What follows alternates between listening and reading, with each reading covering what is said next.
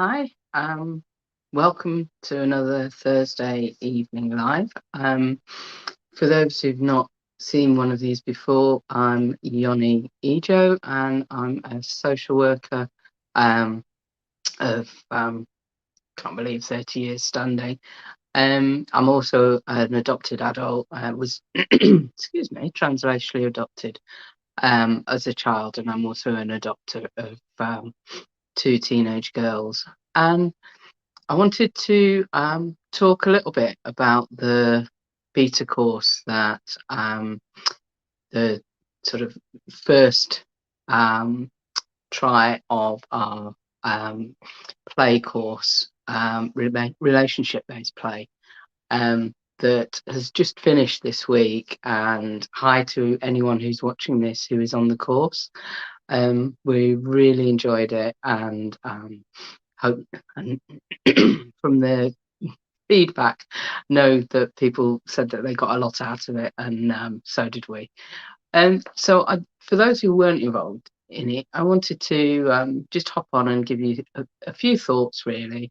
One of the things that we found was that talking about play, adults don't always think of themselves as people who play. I thought it was quite useful to have a look at some of the research on what it says about adults playing, because I think sometimes we felt when we started talking about play, it's like, oh, well, adults don't play and therefore it's not really relevant to me. And I think that's so wrong. So some of the benefits of play for adults, and when we think about play, I suppose you think about children, but it includes sport, it includes hobbies, um, maybe driving as a sport, the whole range and gamut of things that you can do in your spare time. And if we called it a hobby, perhaps people wouldn't have so much of an issue with adult playing. So some of the benefits of play: reducing stress, and it releases endorphins, which obviously makes people feel better, can be beneficial in terms of dealing with depression, and makes people more resilient in terms of coping with stress. I thought this was interesting. Building relationships and better relationships. It builds trust, and is more people who are playful are researched to be more attractive to other adults. So that's interesting.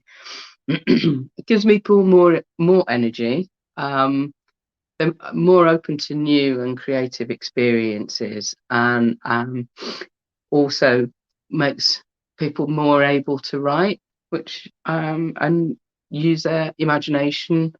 And as we know, um, inventions and developments all rely on people's imagination. If it doesn't already exist, then they have to imagine it. It improves brain function, puzzles, words, play, sports. That increases your capacity in terms of sort of thought processes. Maybe sleeping better as well. Sleeping more soundly, maybe getting more tired, more confident.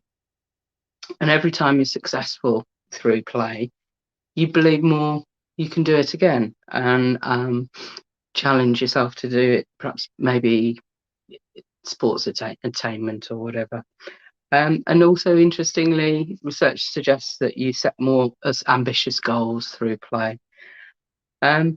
So that's a little bit of a manifesto for play, perhaps.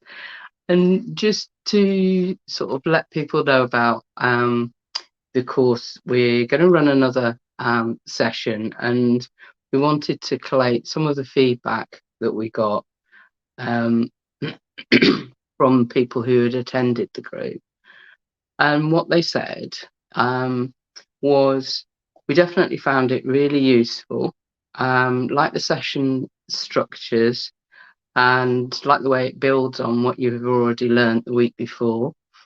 I love hearing real life stories about adoption, and appreciated the practical experience from Keeley and myself. And it's been lovely to hear how we've used that in our work. I found it really helpful and implemented some of the things with my son.